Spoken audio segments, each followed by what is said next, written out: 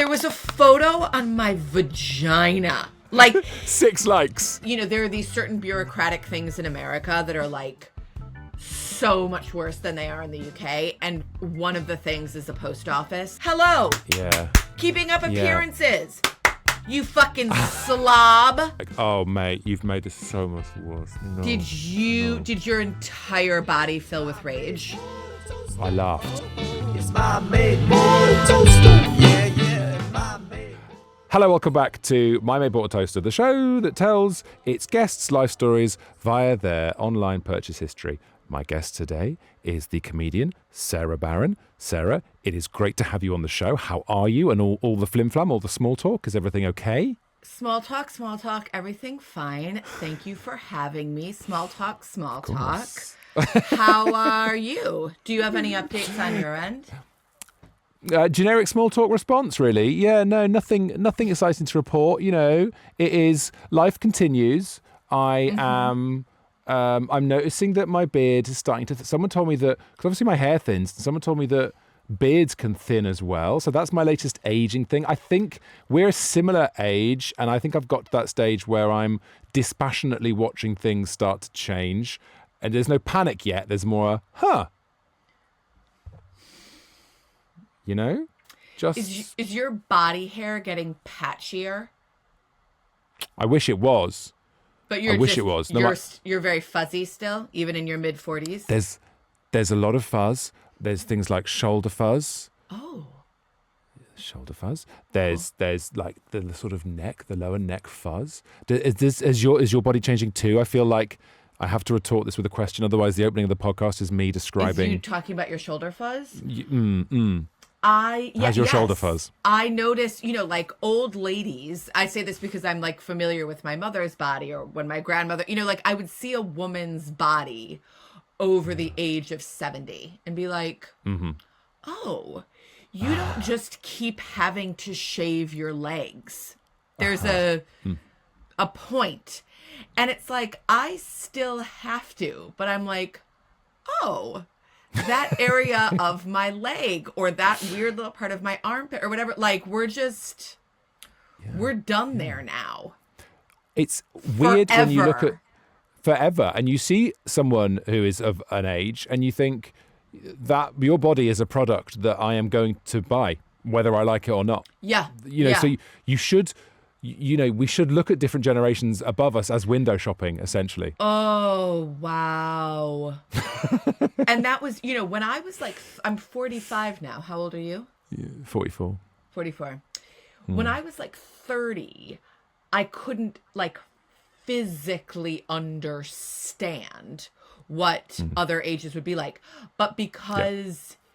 the breakdown because the breakdown hasn't started at 30, but it started by the time you're 45. So now I can like really understand, or so I think, 65 at 45, the way I could never understand 45 when I was 28. You know what I mean? Because it's a country's thing. When you're 28, you're still in the country of a teenager. You're now in the same country as a 65-year-old. You haven't got to the capital yet, but you've crossed the border. That's you're now having to speak the language and use the currency. Yes, exactly that. So I think about that a lot. Great. Is this a bleak start to the show? I don't feel bleak. Do you know what? No, I don't feel bleak. I think we're just talking. No. We're just chatting. I think that's all it is. But luckily, life, there's a format, otherwise this gets incredibly loose. We're going to go through bits and bobs that you've bought on Amazon. Thank you for sharing that with me. The first thing that I can see, which is really lovely, and straight away we can see what a warm, loving person that you are. You've bought the Sixtrees Romeo heart-shaped silver-plated photo frame. So this is a nice silver photo frame in the shape of a heart. Do you want to tell us what was going on here? I wish, I'll say now I think this is the most vulnerable of my items. I wish I hadn't sent it because I would say it's almost too vulnerable. Superb. I bought this. It's a really, really disgusting heart-shaped photo frame. And I am, like the rest of the 45-year-olds, I am trying to embrace this new online world in which we find ourselves, Tom. We have to participate online. We have to be in that sphere. Some of us speak the language better than others. I don't particularly, but Tom, I am hell-bent on learning. Yes, okay. With this in mind, I bought a silver photo frame in the shape of a heart. decided I was going to do a post about a podcast that I myself had made. Mm-hmm. And I was going to put a little bit of effort into it. I was going to think about what I was doing. And I decided that what was required was me buying, I don't remember exactly how much it was. It was like 13 pounds. It wasn't 2 pounds. It was like, I think £13.49. Right. So by the time, and it's available on Prime as well. So this can arrive tomorrow. So this is a good example. I ordered it, arrived tomorrow. I think all in it was like 15 pounds. So that's a vulnerable amount of money to spend. So we're being clear. Mm-hmm. And I was going to get this funny photo and put it in the frame and lay the frame with the photo on my vagina and then lay in bed in a come hither pose, fully clothed, I'm 45, with the framed photo in a heart frame on my vagina and make a video. And this was me participating. I spent 15 pounds and I had to walk to my local print shop to get the photo printed out.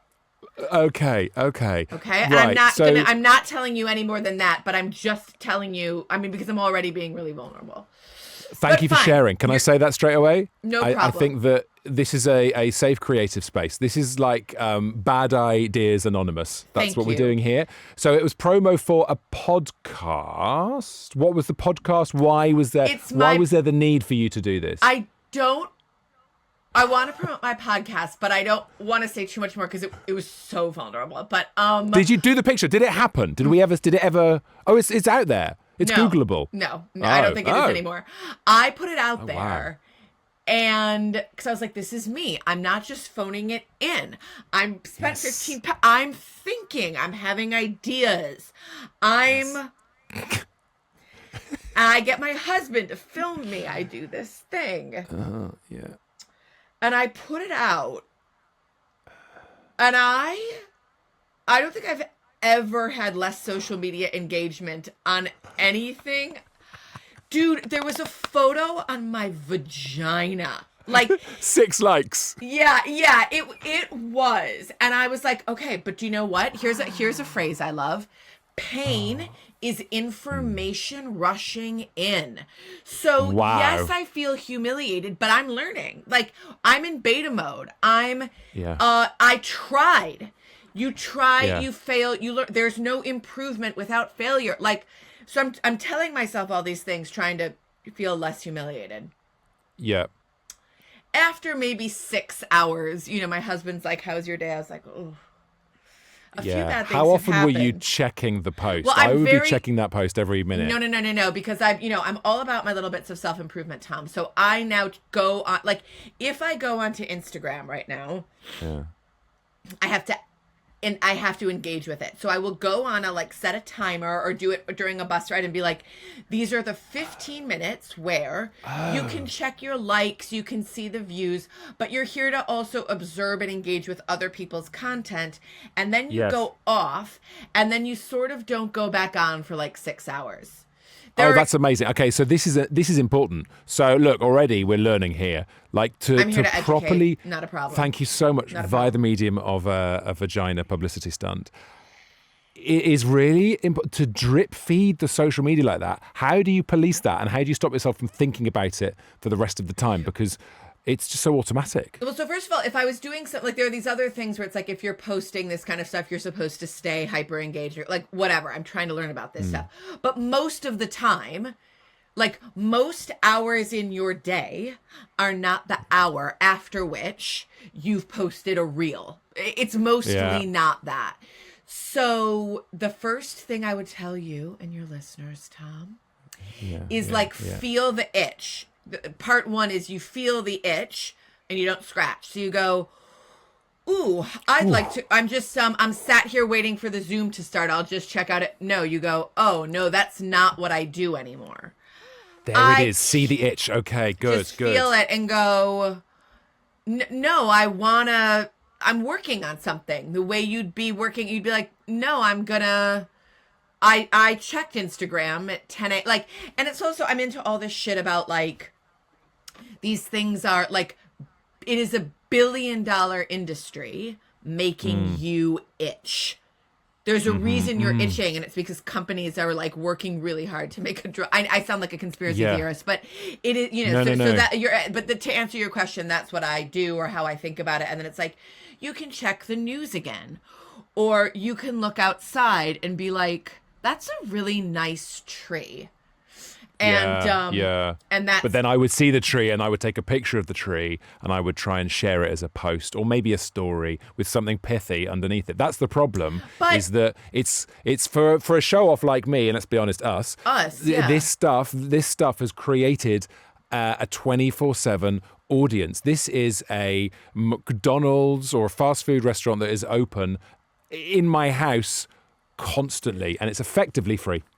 I know. And so you have to think about it. Like, of course you're allowed to go to McDonald's. In fact, you kind of have to go to McDonald's for your work. You have to eat McDonald's. Right. But what you do is you show up and you buy your nuggets, and that's all you're buying, and you eat those in a very thoughtful way across the day. Yeah. Anyway, this is all to say, you know, because this is hard, though. I don't, well, maybe it is. You think it would be very hard for you to go, okay, I feel like I want to check, but I'm going to resist that. And my plan just self-policing. Today, you have a hard time self-policing? Oh my God, I've done it. The thing has happened before I realised I've done it. I'm very interested to know, going back to the picture or the video of you with my vagina and my heart-shaped frame, Yeah, fully clothed to be fully clothed. Maybe that was my That's problem. Well, right. That's because you would have it would have gone viral. Yeah. If there was more flesh on display. Oh yeah. At what point have you taken it down? Did you take it down? Did you?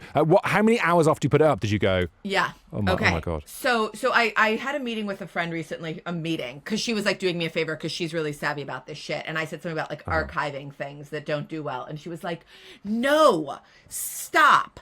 I said, "Why? Why stop archiving? Because it's like fucking with the algorithm." And she goes, "No, it's just because the psychology of it is wrong. Like, no one gives a shit.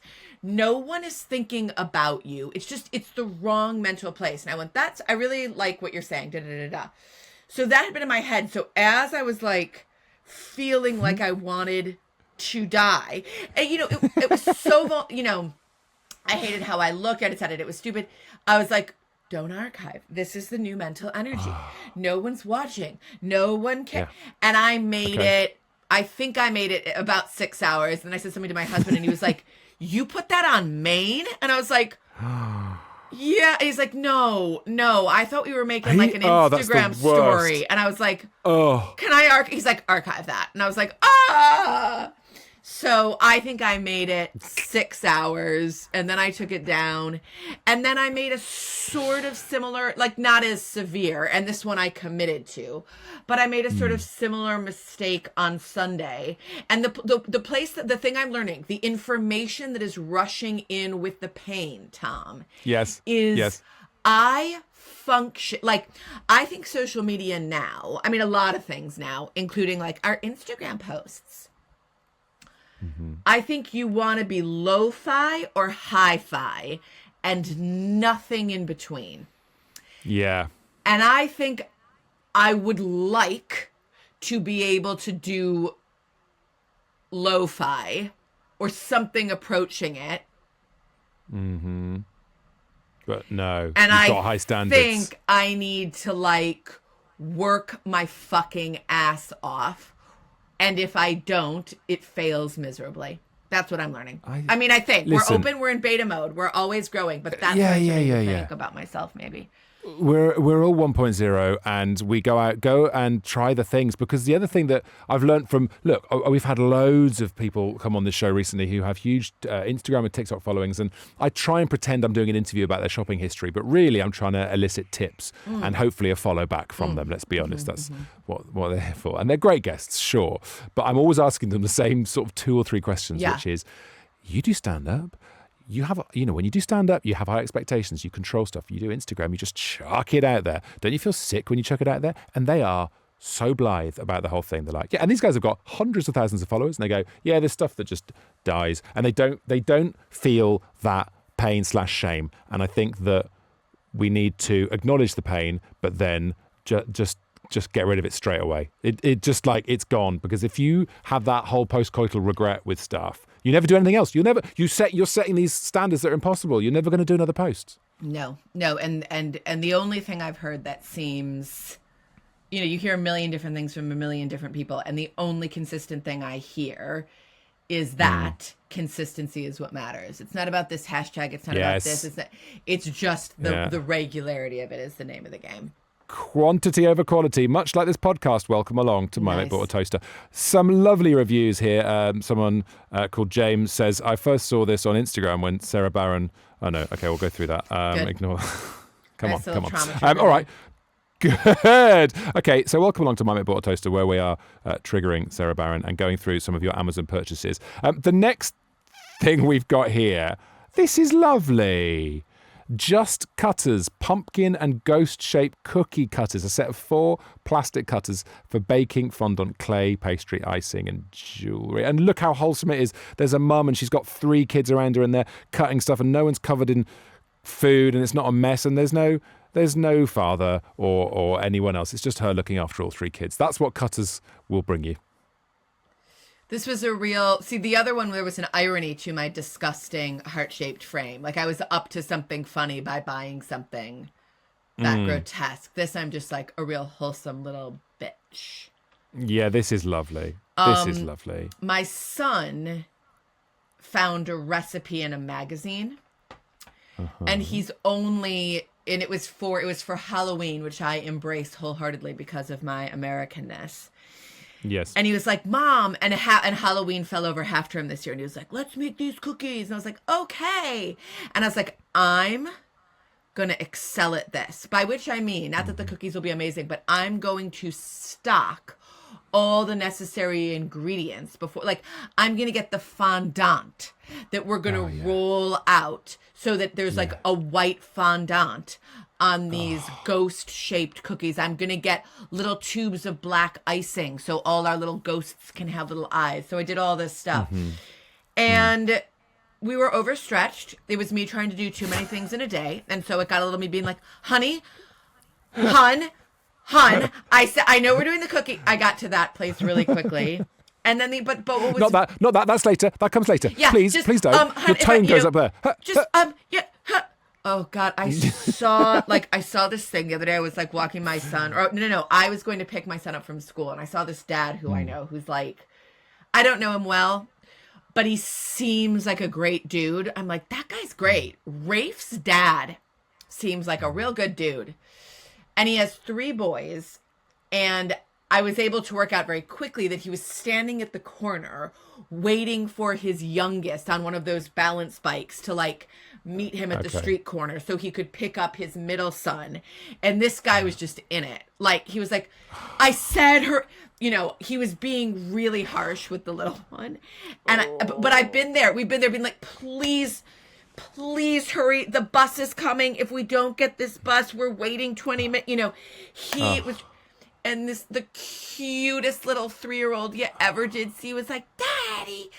And it was like all of life was in that moment. This little baby was so cute, and his dad was so frustrated. It's all of life is in that moment because you are part of that story as well, because this is what happens. You remember all those moments where you've been like that with your kid, and you feel all parents have this inherent guilt about all these magical moments that there is no parent who has been there for those magical moments and gone, unless they have childcare or a driver. No, but anyone else... And then, like, my son takes a bass lesson at this sort of, like, fancy school Like, and we like get to this neighborhood, and then there's like this sort of what I think is a fancy music school, and all the kids are there with nannies. Yep. And you're like, Yep. And that's fine. Like, do what you got to do, balance your shit. Women Yep. should be working, you know, Totally. but you're also being like, man, it's like, it's not 4:00. It's like 6:00, and that's a nanny. And then you think, man, you're missing a lot. I know none of these people's stories. For all I know, this is the one day of the week where course. they have, who the fuck knows? This is one of those But- things. This is what we do. As a parent or as indeed a sentient human being, you're always judging people. Always. You know, like if Oh you my go God, on obsessive. holiday, I am full of judgment, and then I will share with my partner or with my very close friends my judgment. And then when I come on a podcast like this, I will cover the judgment in caveats. It's all about the caveat duvet that you have to wrap this thing up in and just go, sure. of course, you know, everyone's got to work and it's really good. No. And then really what you want to say is, where it's 6 p.m., guys, no one needs to be, unless you're in, I'm already doing it. I'm already caveating That's how I now. feel. I'm already caveating, That's unless how I you feel. work at A&E. Come on, what's happening here? I know. It's Can I just, what we're both thinking though is it's the intersection of the 6 p.m. at a sort of like very, like a sort of posh feeling music school. And you know what? I And don't it's- even think it's posh. I just think the neighborhood, like when I walked, it's Islington. And when I walk down these, and look, we're living somewhere nice. Let's not pose. But let's be smug and let's judgy. be smug and let's fucking have that cake and eat it. But I'm walking down some of these roads to this music school, and I was like, everyone here, if you are living here, I'm not seeing a way that you don't have millions and millions and millions and millions and millions. Like, this isn't a mix. This is like You are not bankers working to support. You're not only. working to support this place. Yeah. This is your continued Yes. work. Yeah. You're in the castle already. Most of you could stop working. And then you're kind of like, I guess I respect you for still work. Anyway, I don't know. I get this certain kind of way that I like to be when I show up at that music school. Anyways. Do you know what I really want to do, Sarah? And it's not for today, but I want to do an anonymous podcast, which we could probably do because you could probably get AI to revoice us. But we go on and we just get a series of comedians to come on and just fucking open up on all these really judgy things. And then it comes out, no one knows who the hosts are. It is totally anonymous. It's just people's, yeah. And then the people can be as, look, I am judging that dad for shouting at the beautiful kid. But I would say, you cannot, much like a nature photographer, you cannot intervene with the baby penguin drowning, right? No. I was once at a checkout thing when my eldest was about 3, and I was trying to make him put the things in the weighing basket, and he kept pressing the weighing basket and putting too many things in, and we kept getting the red light flashing, and I was getting more and more frustrated because of all the reasons we've outlined. And this older gentleman next to me said, well, if you make it more of a game, maybe he won't do all that. And if everyone just calms down a bit. And I was like, oh, mate, you've made this so much worse. No. Did your entire body fill with rage? I laughed. That's what I do when it's beyond. I just laughed because I was like, you have no idea. I'm with this child 24/7. Of course, the grandparents' point of view is it could be a game. That of guy course. is a piece of shit, and I hate him.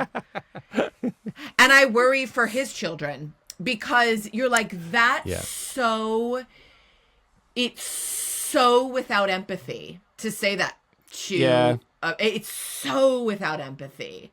And it's also misremembering what you used to do, going, there's a sense of what we would do. We would make maths a fun game. Fuck and that's you. why my boys And are at by Oxbridge. by the way, if he isn't misremembering, like if actually that then I promise you that was because he was like a Saturday dad, and your child is much better off because he's learning that a father is someone who needs to be around half of the time or whatever. You know, it's like I really. Totally.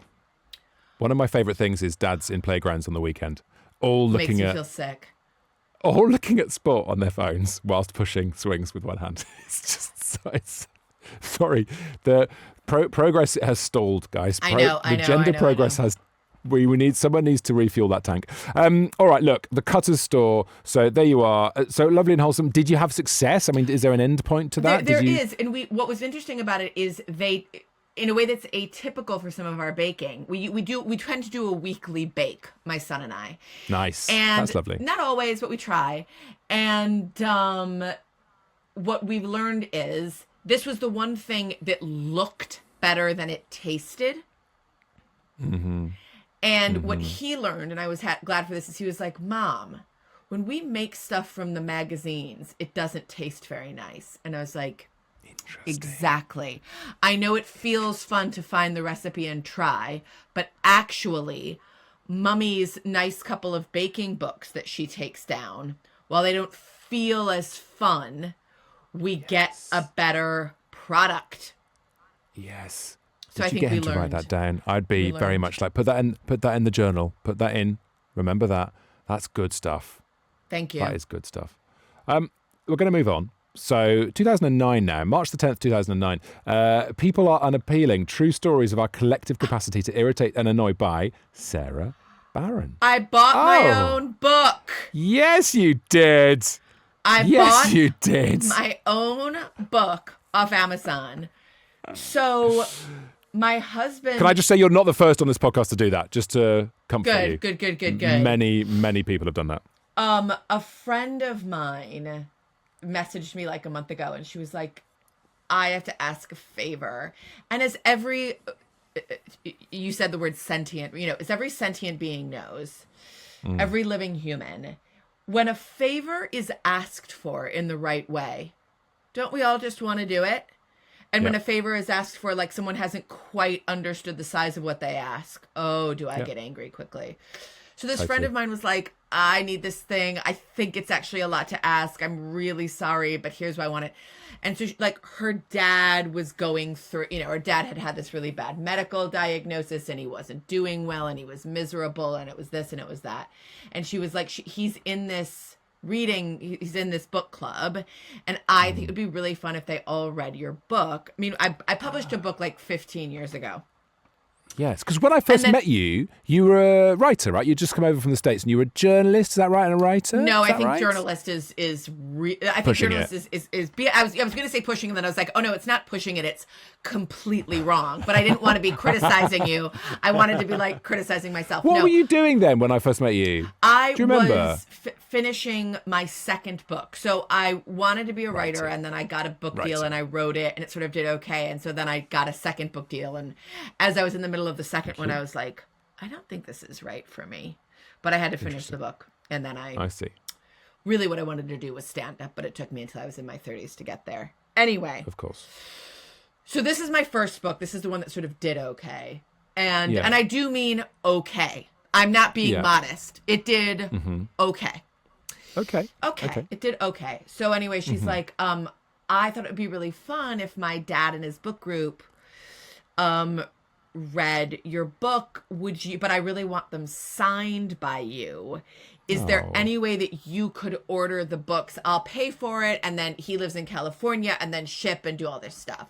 So obviously the thing to do in that is to be like, no, first of all, of course I'll do that. And if you're not going to pay me for this, I say. Okay. How many people are in the book group? She only wanted 2. She just wanted 2 books, in fairness. Fine.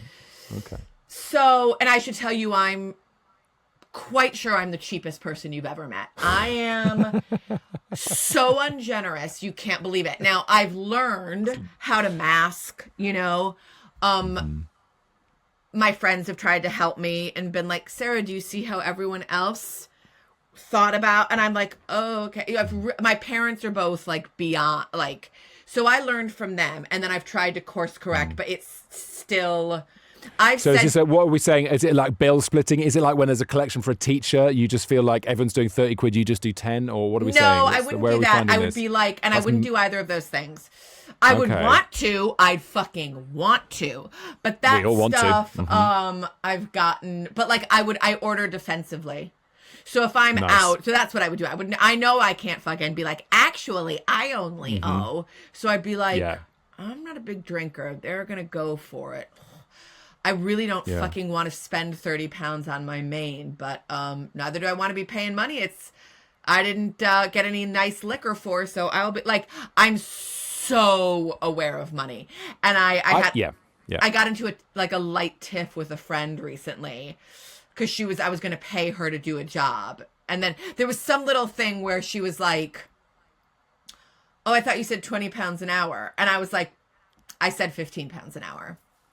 And it was so spicy. Now, I ultimately, in that situation, I was like, I'll pay I don't want this. Yeah. This is getting real creepy real fast. But in my body and my mind, I was like, no one is more obsessed with money than I am. So if I said 15 pounds, I don't forget.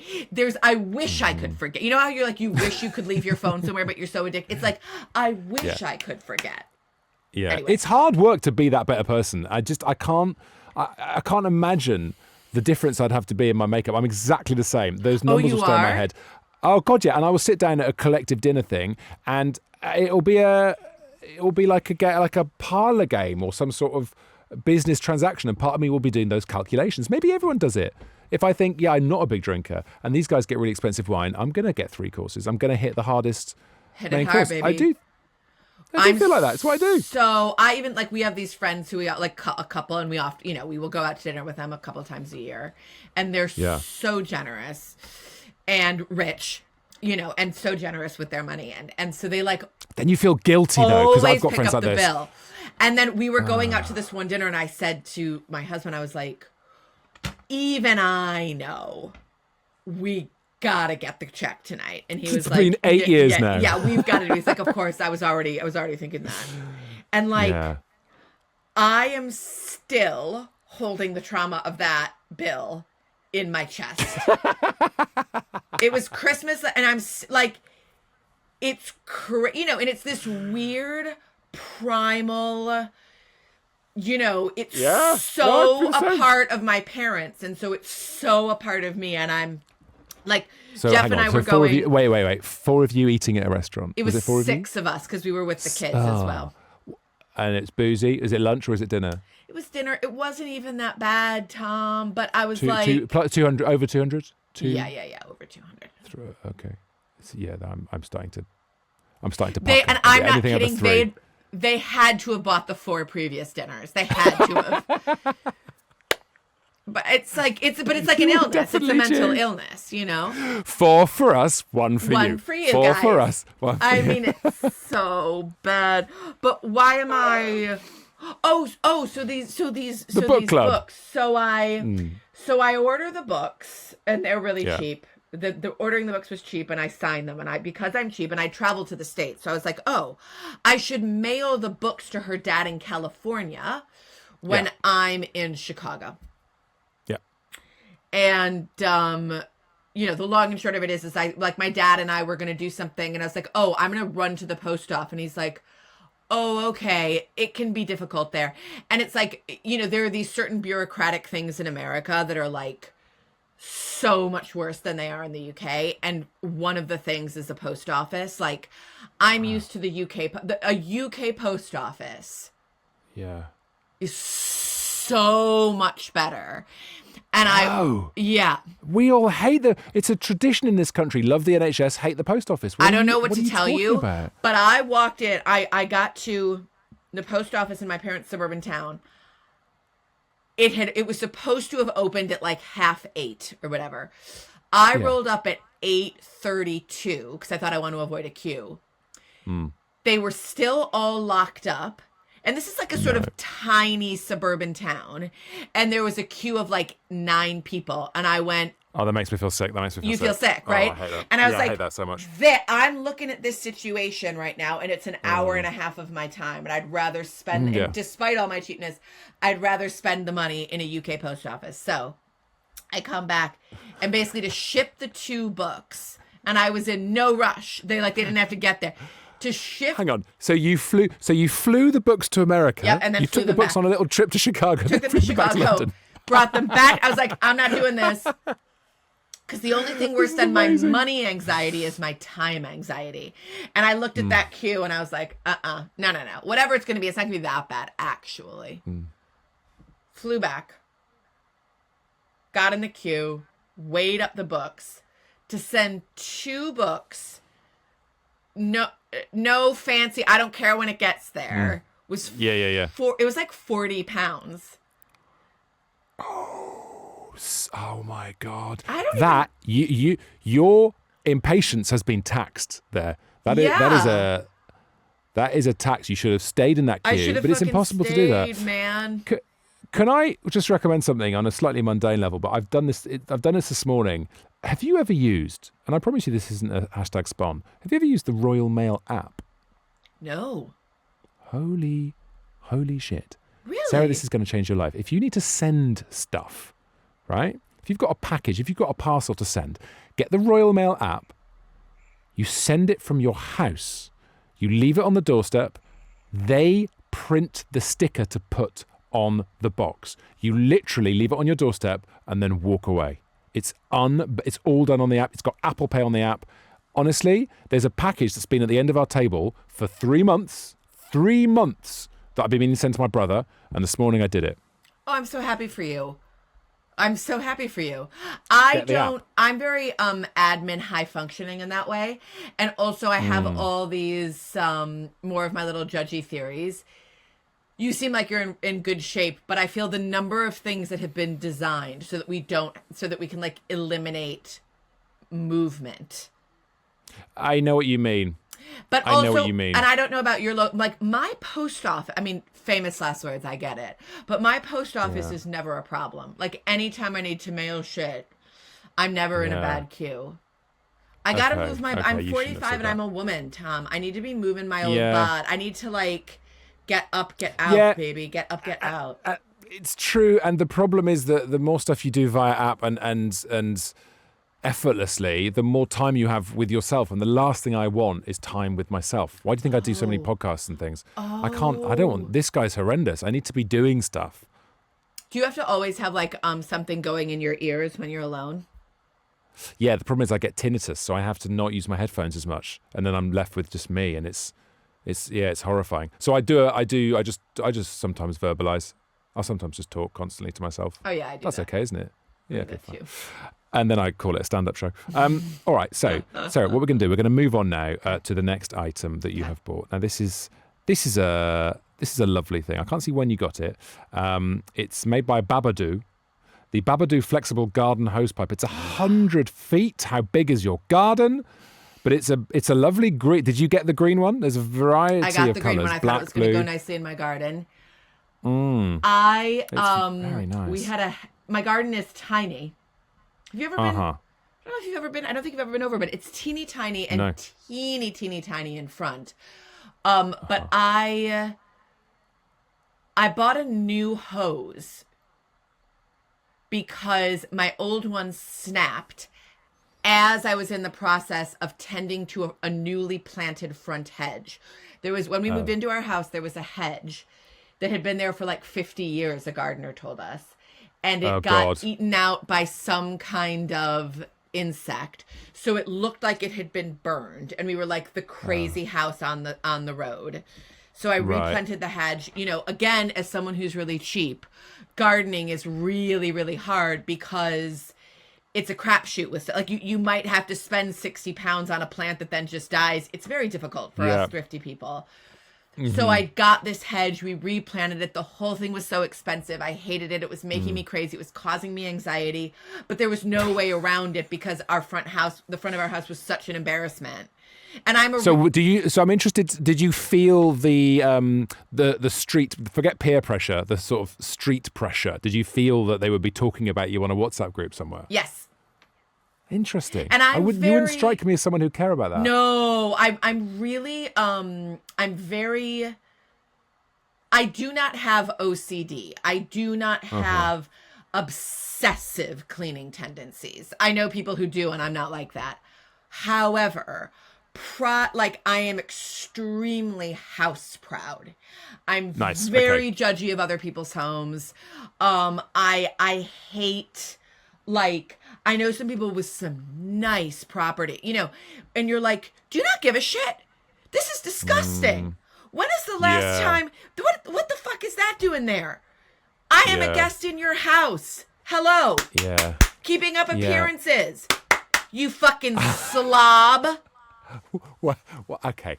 So there was a very famous British TV show where, like, you'd get, you know, a Channel 4 format and someone would go around and politely tell people their house was a bit dirty. I feel like you could be some aggressive American screaming in people's faces. But also, the weird thing about the state of someone's houses, often there's this tendency, aristocratic people, really posh, really rich people, they let their houses fall apart. I'm sort of trying, it's this person who I like, for all my aggression, I don't truly hate many people. This house belongs to someone that I despise, but it's not fully my story, so I'm trying to not say too much. But fine. I had occasion to be in a country pile. And I was supposed to act like a very posh person's home.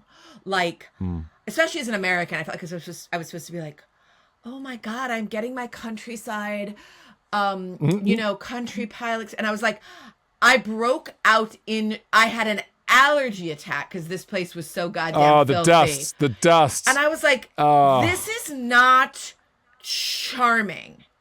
You need to fucking clean, motherfucker. He was like the richest person I know, and he had the grossest house. And I felt like, you're so lucky that you get to live in this house. You need to respect your privilege by cleaning. This isn't like kind of charming that it's not a museum. It's like you're taking a dump on lovely piece of real estate that you get to be in. So, it's Saltburn, isn't it? It's Saltburn vibes. That's that movie has got it perfectly. Repulsive. And by the way, that house was so much cleaner than this one. And wow. So did you know it was going to be like that? I wondered, and then so like the first time I was like, this is, oh my God, look at me. Look at, like, I'm in the British countryside. And by the third time I was this like sullen little asshole. like I didn't sleep. I had to bring antihistamines. My wife does that. Every time there's certain houses we go to where there are dust issues. And oh my God, my kids once played hide and seek in a house similar to this. And one of them, we nearly had to get him an EpiPen because there were cats and there was dust, and he hid under a bed that hadn't been. Oh, stop it! I feel sick. It makes me feel sick in bad. on every level of every version of being sick. Yeah. And so I really love my house, Tom. I like it. I feel lucky that it's mine. It brings me joy every day. And the way I feel like I respect the privilege of my home is by making sure it's not a shit pile. And I just felt like, and I do feel, so I do care about people's judgment of my house. And it felt also like, look, we're going to pull together the money that we need to get that thing out and get a new hedge. It was really important to me. It felt like, has the hedge survived? The new hedge, touch wood, is doing very well. Thank you so much for checking. But I bought this hose because I got into this like really diligent process about fertilizing it in April and May. I would fertilize every day. I would hose it down every day, to respect it, to love it, to nurture it. There's a sort of, but there's a nice sort of ritual. Because what you're doing is, if you're doing this thing every day, there's a sort of honoring this thing every single day, having to go through this thing. Humans love that. As animals, we love ritual. I love ritual routine. Yeah, exactly. And this this is the thing. All the apps are taking the ritual and the routine away. There I was saying, get the Royal Mail app. But then you're taking away the routine and the ritual of going to the post office and paying homage to the person behind the counter. Yes, like but also your package was sat on your table for a few months. 3 months. 3 months. So I know some things about you now.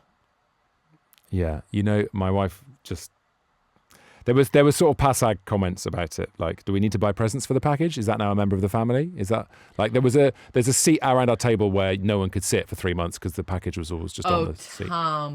There's a thing that my husband has pointed out. I say to him now, and first of all, I don't do pass ag, I do full ag, which I think is a good and bad thing about me. And he's like, a thing I allegedly have started saying is like, is there anything I could do to help you with that?